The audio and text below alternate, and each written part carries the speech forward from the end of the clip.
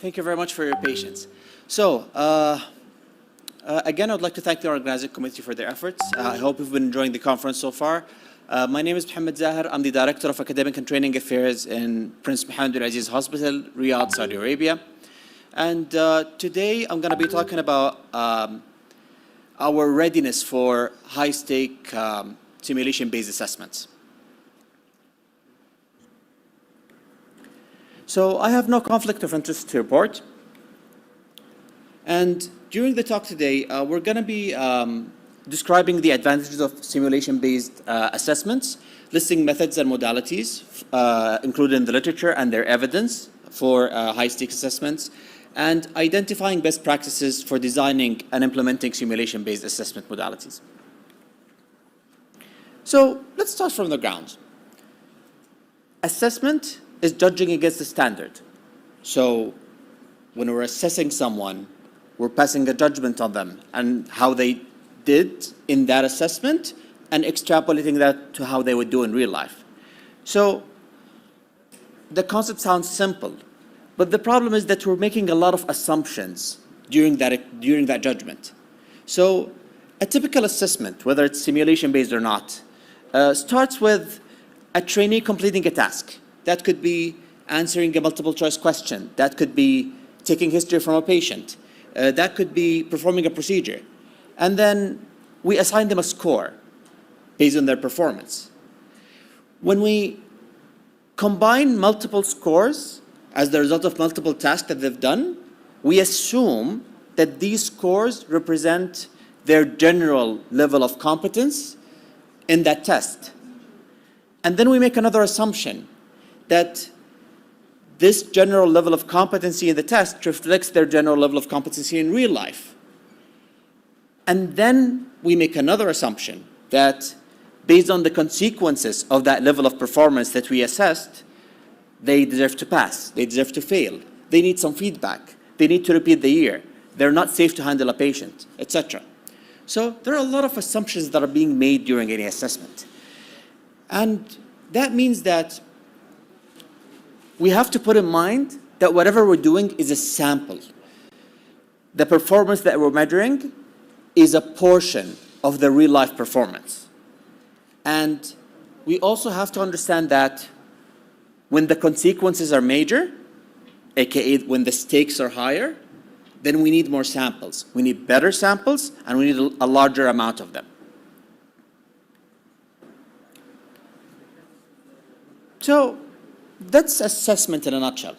Now, let's talk about the role of simulation in assessment. Miller's pyramid is a classical concept of medical education and simulation, and it goes through the progression of clinical competency and assessment of clinical competency for a learner. So in the beginning, they know, and then they understand, and then they can demonstrate under supervision, and then they can perform it independently, whatever that task is. The advantage of simulation is that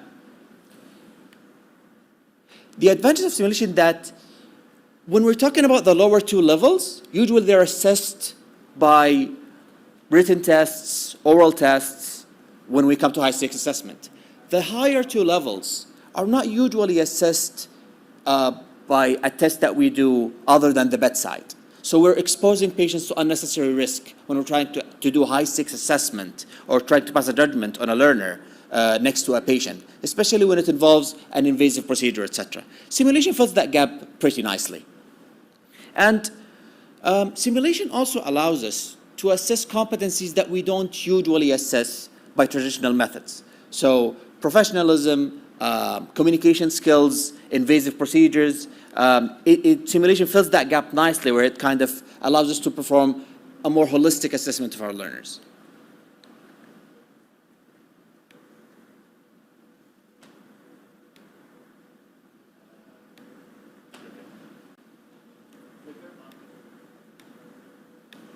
Yep, sorry. So despite all these benefits, when we look at the utilization of simulation-based methods for high-stake assessment in the US, we find out that it is very rarely utilized for certification or for remediation. the high-stakes components of assessment. And the literature is full of reported barriers to this. When we ask or when we study that, we find out that people complain about the costs of implementing simulation-based assessments, how to make it standardized, the exposure of trainees and how to normalize that, how to account for it. The simulation-based modalities being a reflection of patient care, but not being true patient care, regardless of how much we try. So that extrapolating the results to real patient care sometimes can be hard. And validity testing, as we're going to see, is going to be very difficult. The need for rater training, some modalities having limited evidence-based, and finally, the transferability of simulation-based assessment results to clinical practice. So these are a lot of the barriers, and we're going to discuss how to overcome them during our talk. Let's look at how simulation was used in high-stakes assessment. So simulation has been used for selection of applicants to medical school, to residency. It's been used to monitor the progression of applicants from one year to another. It's been used for board certification, maintenance of certification, return to practice after adverse events or long breaks, and re-entry after remediation.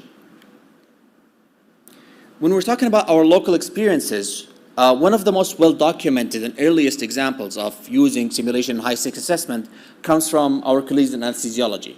So there was a longitudinal project that gradually integrated simulation into the final board exam of the anesthesiology residency. It is one of the best examples of following that sometimes complicated process of trying to standardize and get the best results out of a high-stakes scenario-based simulation-based assessment.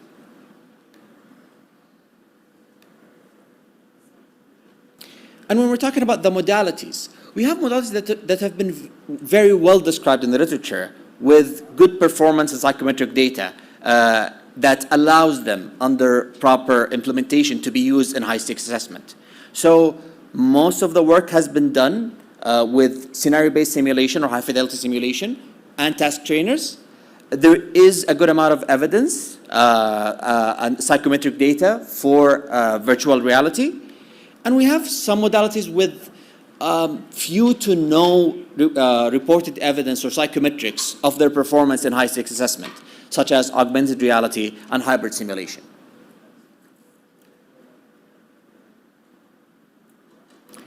And another aspect of the complexity and the barriers to implementing a simulation-based high-stakes assessment situation is the interactions that happen during the exam or during the assessment involve a lot of moving parts, a lot of components. So there is an interaction between the learner, the environment that they're being tested in, the knowledge domain that they're being assessed on, the assessment instrument that's being used, and the rater who's actually applying the instrument. And a failure to account and properly design the experience in any of these components can render the results of the assessment invalid. And another result of this complexity is that when we take a simulation-based high-stakes assessment methodology that has been applied successfully somewhere else, and we try to apply it in a different environment with different learners to test a different subject matter expertise, then we might not get the same results.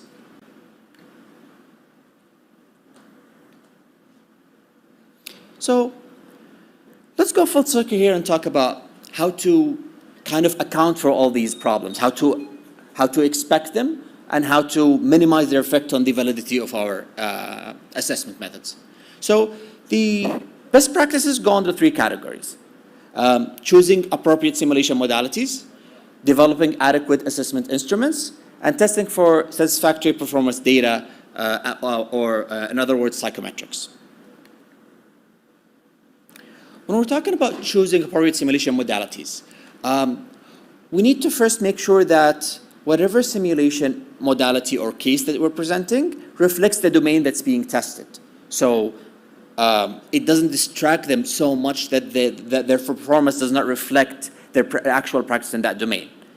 And we need to have a structured process for scenario design. This has been described multiple times in the literature. There are multiple methods, but following a structure accounts for the human factors involved, our tendency to present cases that we're usually familiar in, etc. And that scenario that we made based on a structured process needs to be validated by a content expert to match the realism of that case, the progression of that case, and how it kind of reflects what would happen in the same case in real life. So we take that factor out as a distractor for the trainees who are undergoing the exam. And when we're making a case, we're going to need to develop an assessment method for it. And assessment in itself is people take degrees in it, so I'm not going to claim that I'm going to cover it within 10 minutes, but let's talk about some general concepts.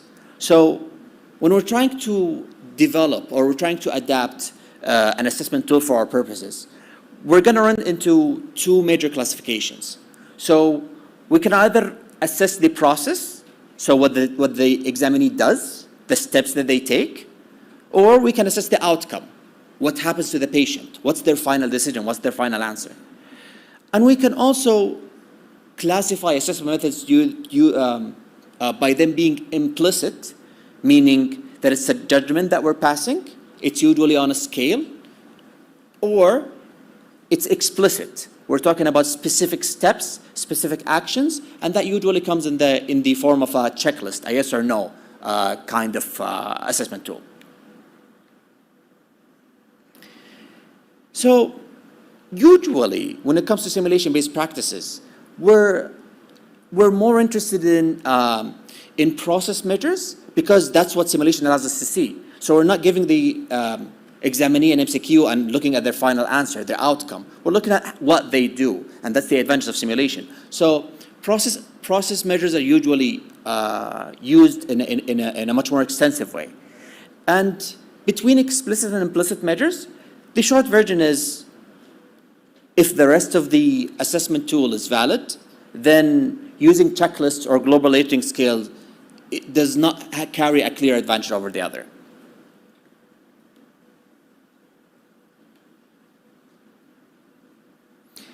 When we're developing an assessment tool, the people who are going to use it have to be trained before that assessment happens. So these need to go through exercises, consensus forming. We want to reach an outcome where whoever is using the tool, regardless of the rater, arrives at the same score for the same applicant if they demonstrate the same actions. And that is easier said than done because it depends on their backgrounds, their expertise, sometimes their interpretation of the learner actions. So training them, letting them pilot the assessment tool on trainers and finding out the discrepancies and setting them together and kind of letting them reach a consensus where everyone answers the assessment in the same way is necessary. And that goes beyond the preparation for the exam. Even after the exam and continued application, sometimes that consensus needs to be re-achieved with the raters. For the last and maybe the most number-heavy or math-heavy part of the assessment is getting psychometric data. So we can have the best intents. We can design an activity that in face value looks amazing. Its content is very valid. We've trained our raters. But when we apply it to the learners, or when we apply to a certain simulation mannequin, we found out that the results are not what we expected. And that's the importance of piloting a high-stakes assessment before it happens. And piloting can happen in many ways. It can happen with using the same assessment modality, an instrument and raters in a low-stake assessment of a similar domain, or even getting newly graduated learners and using them as a pilot for that exam before it happens. This allows us to get data about the assessment modality before the assessment starts, but that doesn't stop there. Once the assessment happens, there are a ton of data that we need to collect if we really want to judge a simulation-based assessment to be valid according to the contemporary validity theory. So that's a lot of variables, and that's a lot of work for us to do. Maybe they are beyond the scope of this talk, but I just want you to be aware of how much detail you can go to truly say that your simulation-based activity is valid and that you should get the same consistent results applying it to your learners as you did in the pilot.